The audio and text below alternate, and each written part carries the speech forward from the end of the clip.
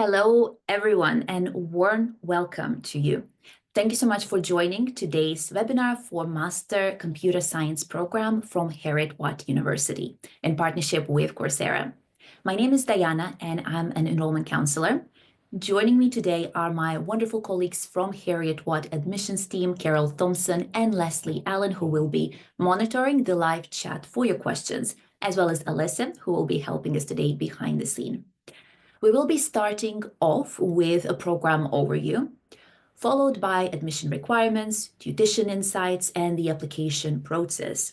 But most importantly, I'll be excited to introduce you very soon to Dr. Abrar Ullah, who will be joining us today from Heriot-Watt University and will be taking part in our live Q&A.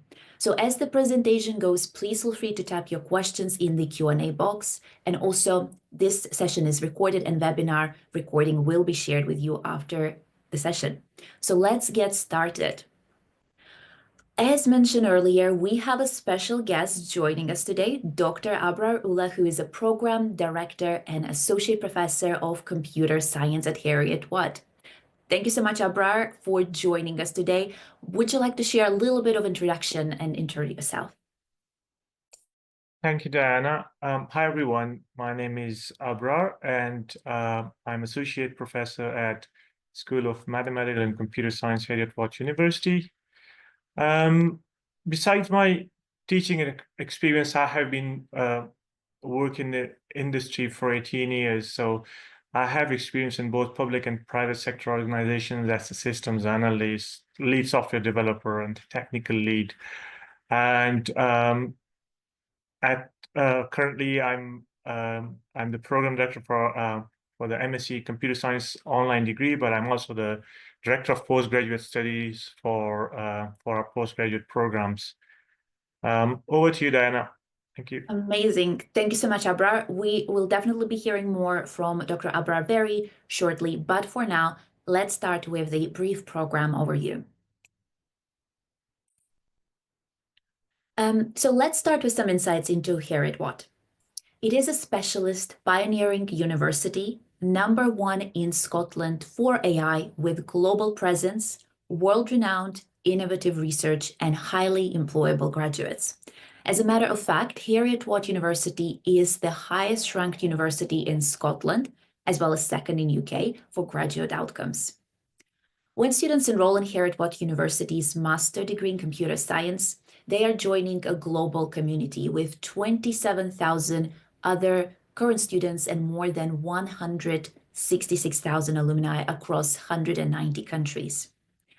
As the first university in Scotland to offer a computer science degree, and now home to the UK National Roboterium, Heriot-Watt is globally recognized for its expertise in robotics and computer science.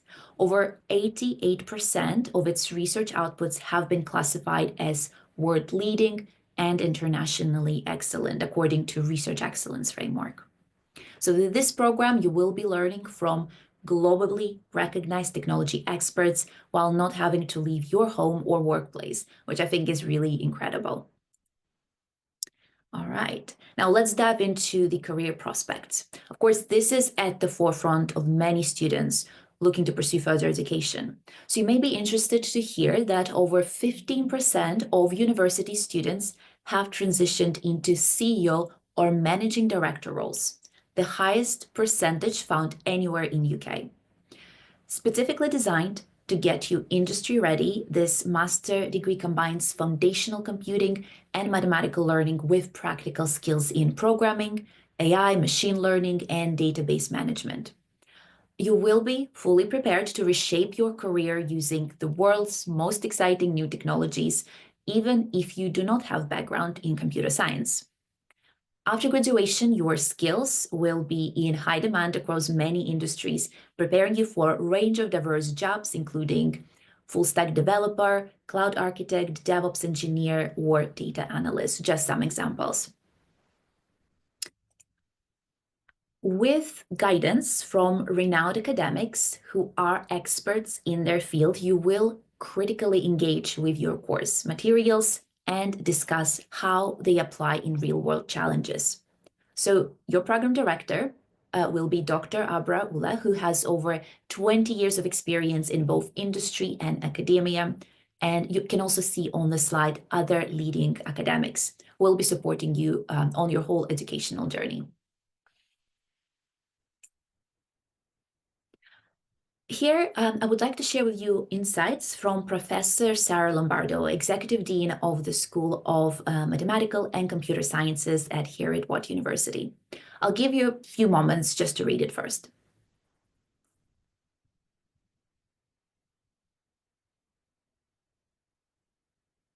So notice how Professor Lombardo highlights that computer science is far more than just writing code or thinking up complex algorithms. It is about using technology to improve lives, to innovate, and create positive impact. And this brings me to the next slide, where we'll explore a little deeper as to how the program is structured. So let's talk about what you can expect from the program and how you will be studying. So this fully online program has been designed to provide flexible learning experience, allowing you to acquire skills and knowledge without having to take a career break and fitting your studies around your existing commitments. The degree can be completed in just under 2 years or take up to 8 years to finish. The overall duration will depend on how many modules you take each semester and your time commitment. We recommend to spend anywhere between maybe 16 to 18 hours per week per course. And this will increase should you register for more modules, so something to keep in mind. The degree consists of 8 courses plus a final project. Each course will be studied over 12 weeks, and the content of our programs and courses is also reviewed annually to make sure it's up to date and relevant. All these courses are designed and delivered by academics from Heriot-Watt University, meaning students will benefit from the same level of academic excellence as the university and campus students. So what your typical day may look like is you'll log into your Coursera and you'll see the courses you're registered for on your dashboard. And you'll notice that this program runs using a blend of pre-recorded video content, written study materials, and then optional live sessions. So things like readings, video recording, lectures, specifically assignments, discussion forums, all of which will be there for you to help build networks with your peers and then spark those connections. So in terms of live sessions, you can expect about 3 webinars per course per semester. And of course, we advise learners to attend them because this is where you can benefit from the learning, the community. Those sessions will be held twice to accommodate for different time zones and learner availability. But please don't worry if you can't attend, because the sessions are recorded and you can always watch back the recording. And now just spend a couple of seconds on the final online assessments. So these normally take place at the end of the cohort. They are online and run over 2 weeks. So to pass, you will need to reach grade D or above, and you may be allowed 1 initial attempt and 1 resit for each course, with a maximum of 3 resits permitted for the program.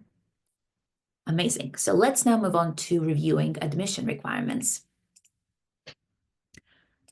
So there are 2 admission routes, standard and performance-based pathway. One of the unique positionings of this degree, in my opinion, is that admission in this program doesn't depend on your educational or professional background.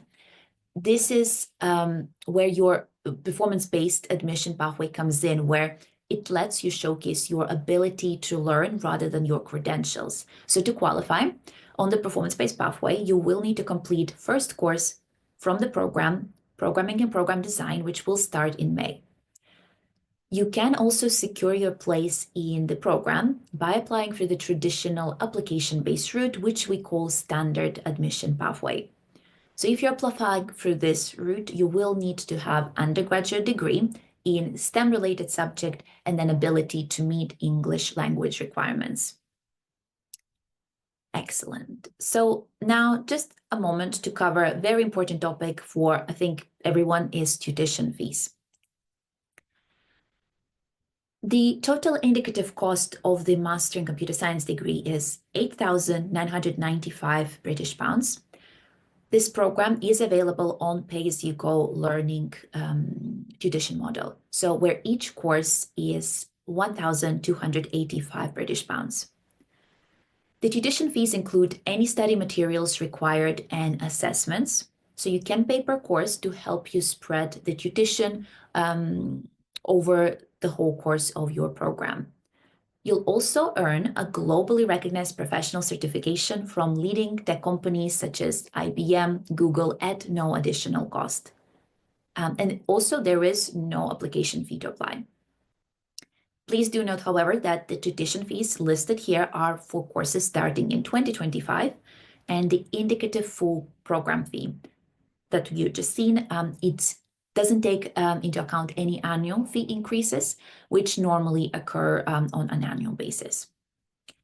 Now, whilst there are no scholarships options available for this program, students often explore possibility of employer tuition reimbursement. Also, students who previously studied at Heriot-Watt, they could be eligible for 20% tuition fee discount on their postgraduate program. We will be sharing a link about alumni discounts in the chat towards the end of the session. Unfortunately, this degree is not eligible for FAFSA loans for students perhaps from US. Now, let's review the application checklist. So to apply via the standard pathway, you will need a first or second class undergraduate degree in a STEM-related subject, provided an academic transcript from your university and with English translation if necessary. You will also need to be above the age of 18 years old to apply. If you declare that English is not your first language, you will need to confirm your ability to meet English language requirements. Again, we will be sharing a link to that very shortly in the chat so you can explore in a little bit more detail what are those requirements. But to briefly give you insight, it's important that you're able to demonstrate that your IELTS grade is at 6, completed within the last 2 years, but other tests might be accepted too. Now, if you're applying for this program by a performance-based route, all you need to do is provide concise and persuasive statement, supporting statement indicating why you would like to enroll for this program, your professional academic ambitions. The statement should be somewhere between 500 to 1,000 words as a general recommendation. If English is not your first language, you also must demonstrate the required level of proficiency in your supporting statement. However, formal tests are not mandatory for this program, for the performance-based pathway specifically. And I also wanted to take a couple of minutes to guide you through a few stages as you decide to put forward that application. This is really to help you apply for the correct program via appropriate admission pathway. So here you can see some screenshots to guide you through the application process. So when you start your application via the Heriot-Watt portal, you will first need to create an account. Please make sure you select the correct year, so online, distance learning under the location, and select postgraduate under the academic level. For those who are eager to start working on their application in the next couple of days, we will pop down the link in the chat towards the end of the session as well.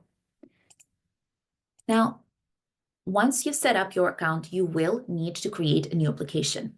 Please make sure you select Heriot-Watt Online and Distance Learning Postgraduate option as shown on the slide. This will then allow you to select appropriate admission pathway, so standard or performance-based.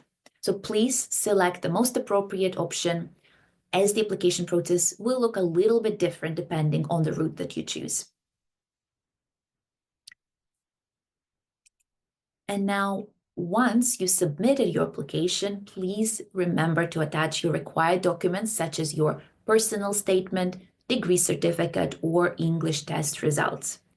Your application is then complete, and it will be sent to the panel once all the documents have been provided. So you will see on your application homepage, action required, under the status as shown on the slide. So please make sure you click on view to provide anything outstanding, because only after that point your application will be sent for review. All right, now to conclude, once you have submitted and completed your application through Heriot-Watt online portal, you will receive an email confirming that your application has been received. So the admissions committee, they'll then review your application. It can take up to 7 business days for university to make a decision. However, it is dependent on successful completion and correct documentation being submitted with your application. So therefore, once again, I strongly recommend uploading your documents such as transcripts, personal statement, or English language requirements on the application portal, as missing documents may lead to a delay in response. After your application has been reviewed, you will receive either a conditional or a conditional offer of your admission onto the program. You will see an update on your application email, where you will need to log into your application portal with your decision letter. So please also check your spam folder in case that email is sent there by mistake. So please note that if you have a conditional offer, you will be required to provide further evidence in order to change this to unconditional. You will need to refer to your offer letter, of course, for further details. And if you receive unconditional offer, you will then have to formally accept this through your online application portal. Once you have officially accepted your offer, you will need to complete your enrollment and register for your first course by processing the payment. Then once your payment has been made successfully, you will see the course on your student profile. Completing registration early will allow you to have a head start on your onboarding course starting on 7th of April. Closer to the start of semester, you will receive an email invitation with instructions to link to your Coursera account. You'll also receive an announcement as soon as access to your registered course or orientation module becomes available. And then once you complete all these steps, you will be starting on your course on the 5th of May. All right. Now, we are approaching the most exciting part of our webinar. So thank you so much, Dr. Abrar, once again for joining us today, for showing and sharing your insights into this master program in computer science. So we have some very great questions already aligned from our students. So pretty much without further ado, let's just dive right into it. And I'll start with the first question. All right. So Dr. Abrar, could you please provide us with a bit of a brief overview of the Master Computer Science program at Heriot-Watt and what makes it unique and what are the key focus areas of this degree program? Thanks, Diana. I think you've touched upon the program structure already, so I would not repeat that. But I think it's important for everyone to know that this program is designed to equip students with advanced technical knowledge and skills in the field of computer science. Some of the courses on the program are strongly industry focused. Since it's a computer science program, it covers core theoretical underpinnings, but at the same time, we emphasize on industry-informed practical knowledge to tackle real-world problems. So you will have a real flavor of working on industry problems, and you will be exposed to some industry-led courses. And the core topics that we attempt to cover includes AI, machine learning, programming, databases, data structures, software engineering, and mathematics for computer science. There's a course on industry specialization that I would explain in a bit. But there's a question about what the reason that this program is unique. I mean, to answer that question, we use a terminology, a conversion program. So this is a conversion program, okay? Or we also call it a transformative degree. So we allow students with a non-computer science bachelor degree or previous qualification on the program through our performance-based admission route. So if somebody comes from, say, pharmaceutical industry or from medical sciences or, I don't know, humanities, they can still enroll on the program. It is conditional that they have to have good grades in the first course via the performance-based admission route. So they need to at least get a D grade to be able to fully enroll on the program. Opportunity for them to enter the program. It is not a requirement that you should have a previous BSc computer science or any other specialism as in computer science or in the field of IT to qualify for admission. Okay.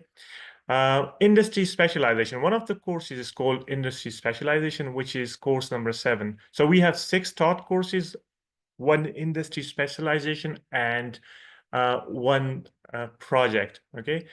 And industry specialization is unique because you will be offered from a set of industry courses compiled or developed by leading tech providers. Okay, so I'm going to share the details there in a bit, but you'll have an opportunity to pick whatever course you like from those offerings and write a portfolio of evidence about your learning once you finish the course. Okay, so the 6 courses are taught courses, and this certificate course is kind of passively taught, but you will learn a lot from this course. This is wonderful. Thank you. So very amazing insights now onto the degree. I think it gives very good overview, in addition, of course, to what we covered as well. And one of the key things you highlighted there is the option of that PBA route, which indeed opens the doors to students who may have the passion, interest, but perhaps in the past have not had that background in computer science or STEM background altogether. So I think it's definitely very uniquely positioned in that sense. And I think if we move on to the next question, we covered it to some extent, but just wanted to double check if there's anything else you would like to add to the kind of primary objective. I know kind of you mentioned and touched upon briefly already. Yeah, thanks. Yeah, I think, you're right. I've touched upon it already, but I think one of the things I want to clarify that it suits 2 type of prospective students: those who want to pursue a career, a computer science degree, while continuing their professional commitments at work or at business or in jobs. But it also suits individuals from other industry with appetite to enhance their career in computer science.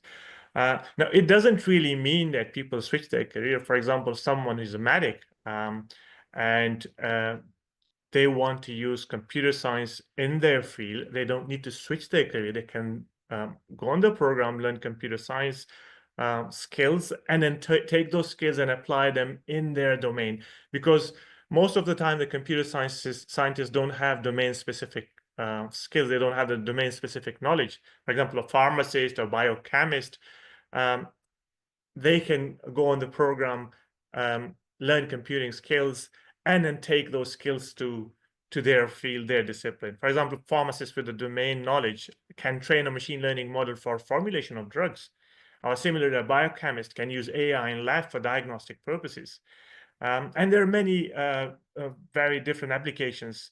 I don't know about all fields, but I've shared a couple of examples to give you an idea. Thank you. Amazing. Thank you. And I think this actually very nicely leads us to the next question that that students also would like to know, which is what you kind of highlighted, that this program welcomes students with diverse backgrounds. And we even had some questions in the chat as well. If you could elaborate perhaps on what level of prior computer science knowledge would be expected, especially in those cases where students may not have a degree in computer science, for example. Thanks, Diana. That's a very interesting question, and like they say, there's no silver bullet. It's not an easy one to answer, but because individuals coming from a different background with no knowledge, I would say they need to do some prep. Okay, so no knowledge is no good.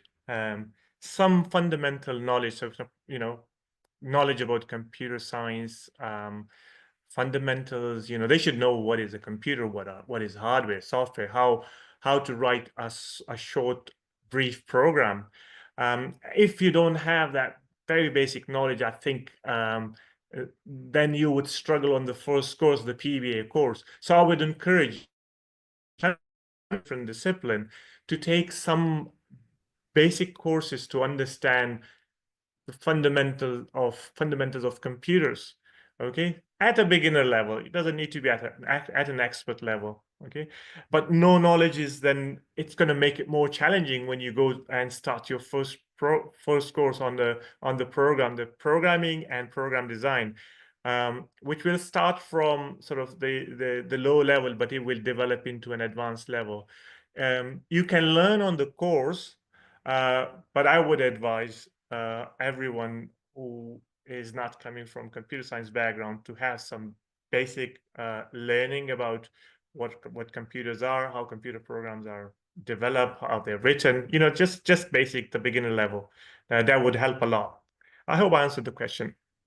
Yes, no, I think it highlights that it sets expectations for sure on what students could expect, especially if you maybe didn't have the technical background. And it is a lot about maybe doing a bit of their own kind of work, just testing the waters, checking different type of relevant maybe skills that they know would be covered in a degree. So there is a detailed curriculum available on Coursera. And actually, we now moving on to the next question, which is a little bit more about the curriculum.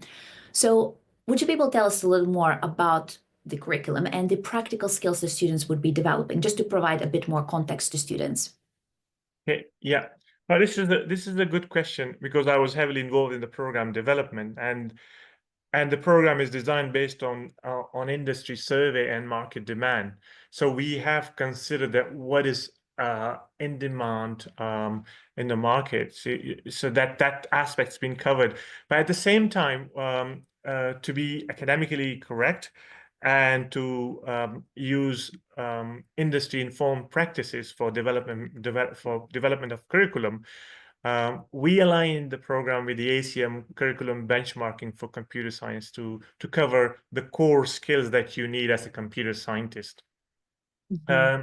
The key courses covered in the program, I've already touched upon them, and they're already published on Coursera. But the courses include the programming and program design, mathematics for computer science, database and knowledge representation, data structures and algorithms, data mining and industry specialization, data mining and machine learning, software engineering, and industry specialization, or IS. There'll be a capstone project, or the final project when you finish your taught courses. It is an individual project with the highest credit, with the highest number of credits. I think that's about the curriculum and the practical skills. I think we've discussed the practical skills a bit in the previous questions, but I will highlight it more going forward. Yeah, absolutely. And I think when it comes to skills, often students, of course, are motivated by sometimes meeting that personal interest of upskilling themselves, self-development, but often it is driven by their desire then to use those practical skills into their employment, into their job, either the current or maybe they're looking for that career transition. So if we move on to the next slide, just wanted to ask some follow-up questions on that. So feel free, Alyssa, to move us along. Excellent, thank you. So Dr. Abrar, how does this master degree in computer science equip students with the industry relevant skills needed to excel in today's tech-driven world? We obviously can follow up with the second part of the question, but let's just address this one to start with. All right, okay. So I have referred to the curriculum development already. So we try to cover the core theoretical and practical knowledge. Theory is very important, because without understanding theory, it is very difficult to apply practical knowledge and practice. Again, students will be able to take free courses from leading tech companies. We've referred to this already. And these courses are developed by Google, IBM, AWS, Meta, deeplearning.ai. So we have identified these big tech providers, and we have selected a good list of courses, okay? Relevant list of courses, and students will have an opportunity, one of the course of their choosing during the IS course, industry specialization course. Now, the pathways. Okay, I will come to the pathways after. So sorry, Diana, you mentioned that. We'll come to that after.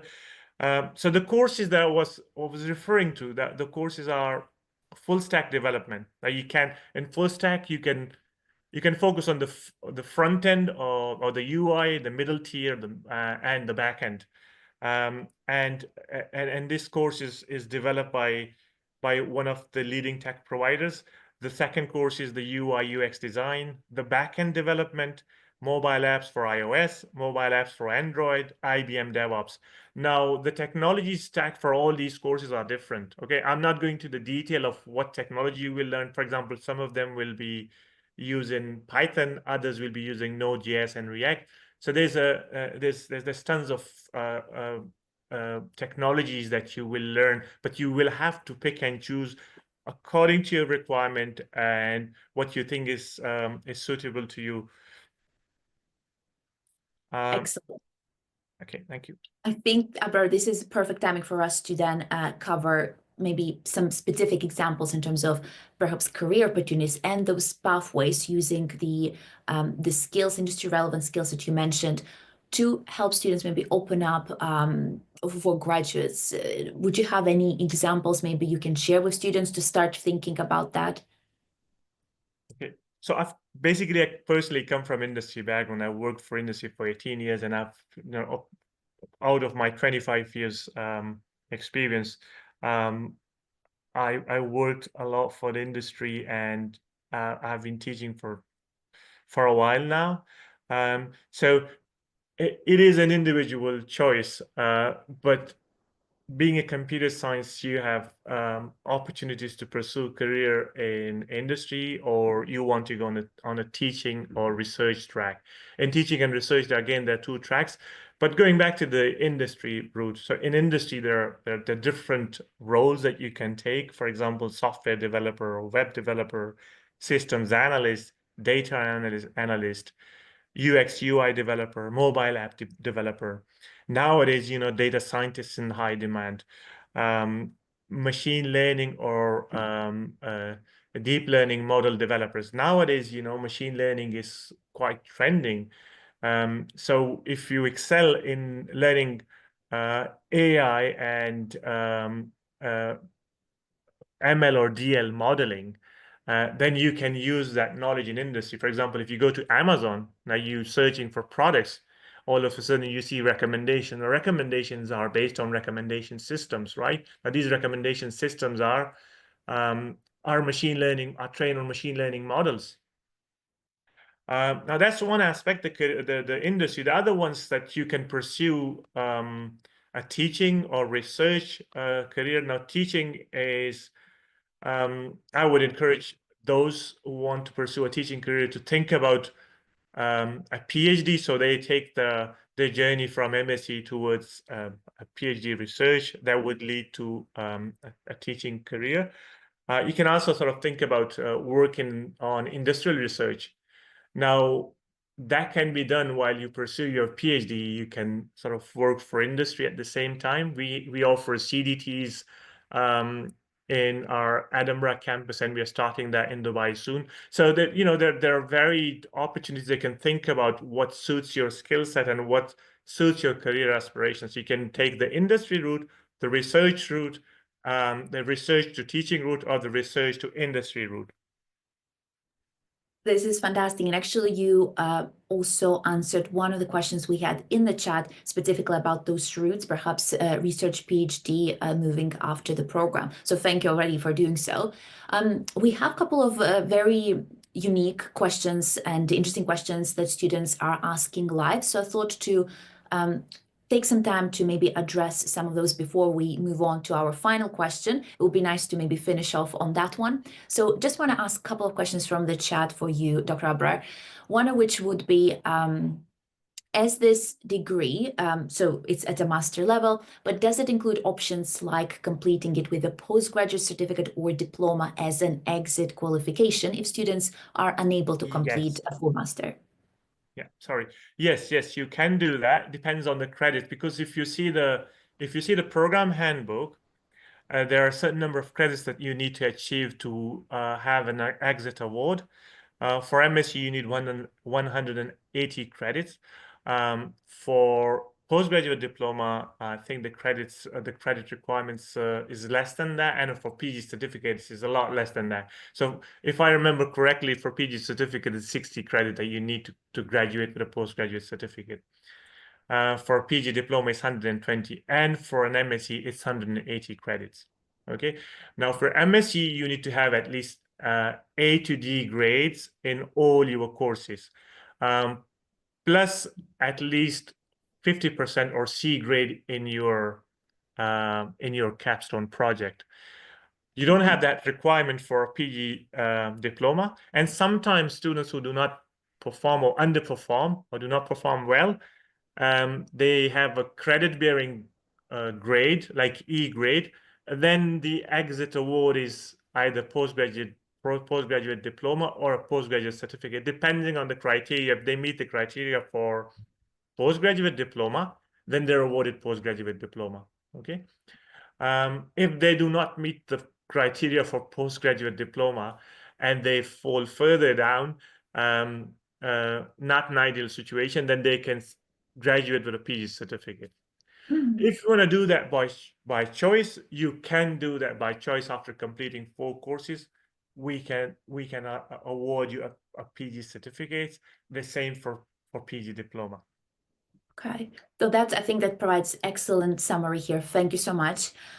We have slightly opposite type question where students are wondering if they already hold, let's say, postgraduate diploma from British Computing Society, would they be eligible to apply with that credential for the standard pathway for this degree?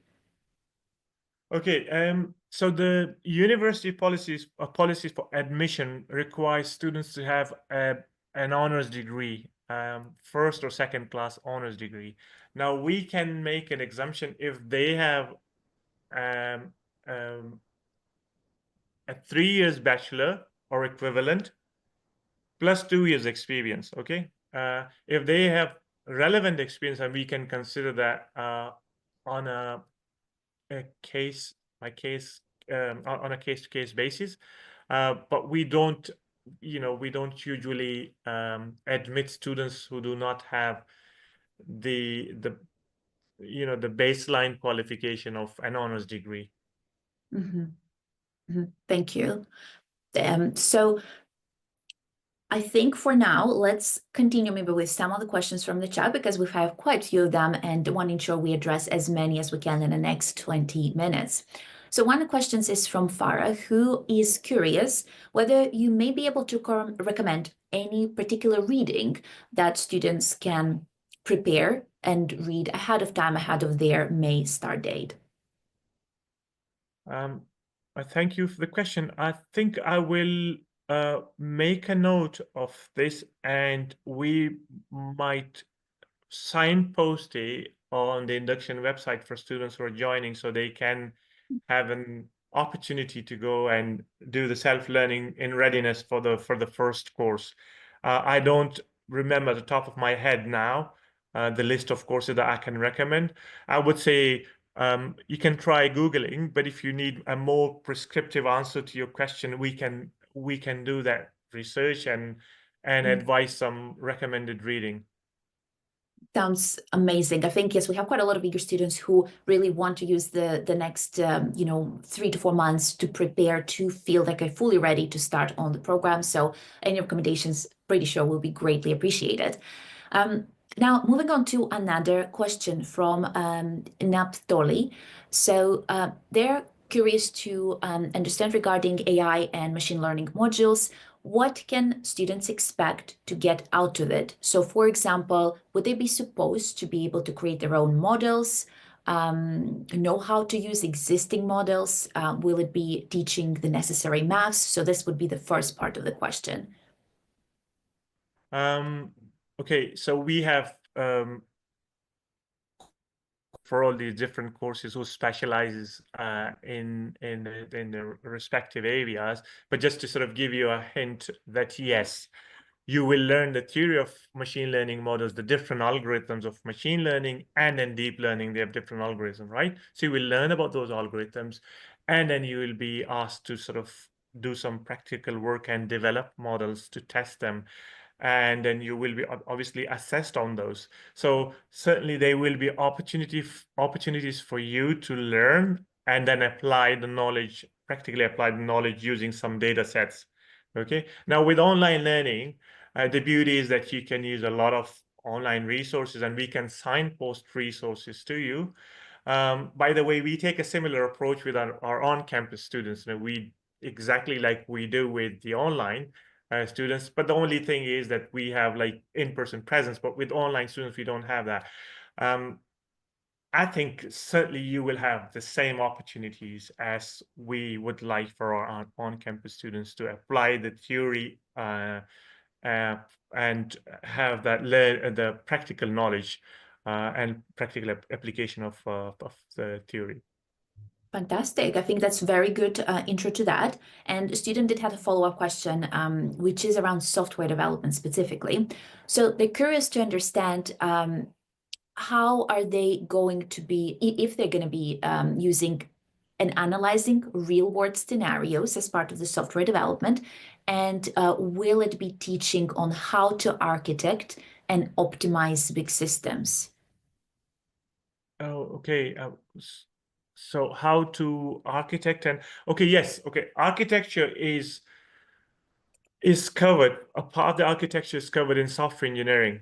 But that's the software design aspect when you're designing a software system. Now, with software, when you're designing a system, you can when you take a global view of a system, it could be a composition of many subsystems, smaller systems. For example, a university, the global view is a big system, right? So you can have smaller systems like account information system, admission information system, student information system, budgeting system, exam system. Now they're all subsystems. Obviously, you think holistically, you take the same application approach that you would use for one of the subsystems, you can use the same approach on all the subsystems and then have the integration strategy to integrate them all.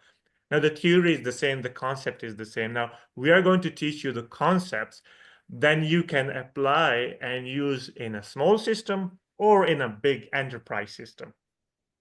Mm-hmm. Thank you. Appreciate it. Now, more questions to come, one of which is from Evangelist, who would like to understand if they need to actually have any specific application on their computer or a specific like hard drive or sub-drive to be able to do programs successfully. So would they need to have any, I would say, special tech requirements for their laptops? Well, I'm someone coming from industry. Definitely, I would want a good computer. I think a standard computer would do, but in terms of application, for example, if you're doing the first course, programming and program design, it has a strong element of Java. So you'll need to download the Java IDE. Now they perhaps recommend Eclipse, but there are a number of IDEs that you can use. So I think I wouldn't give a leading answer here to tell you to do this while the course lecturer advises you something else. But certainly you will need to install Java itself, the Java compiler, you know, the JDE, the Java Development Environment, and the JDK, Java Development Toolkit, right? So you need that on your first course. If you're going to the database sides of things, say database development, then you will need to install, say, MySQL. Now, MySQL have different flavors. You can install MariaDB, or you can install the community version of MySQL.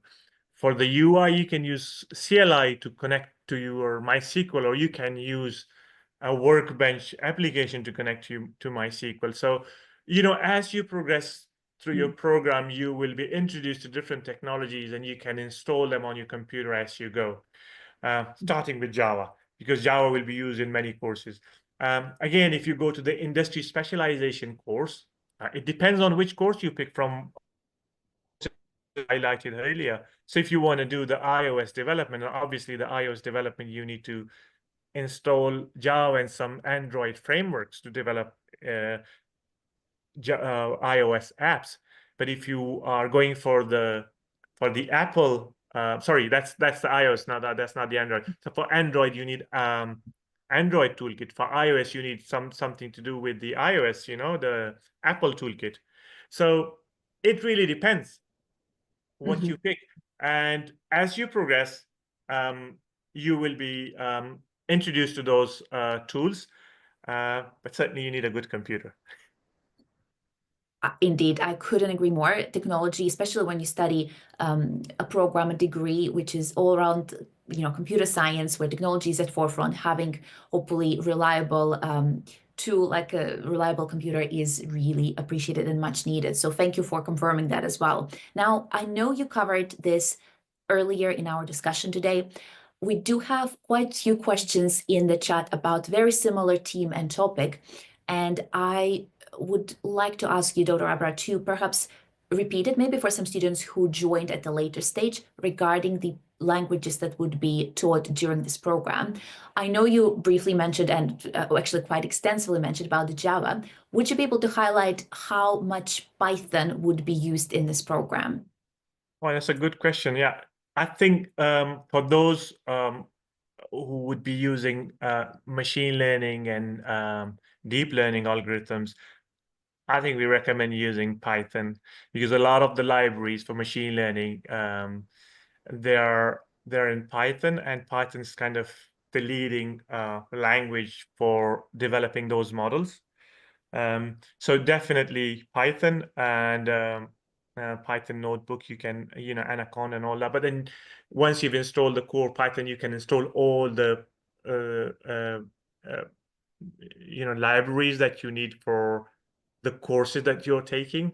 So if you're developing a model, then depending on the algorithm that you're using, you can install the extensions and the libraries that you're running. Okay. Java programming, that's the core, because Java programming is going to be taught in the first course.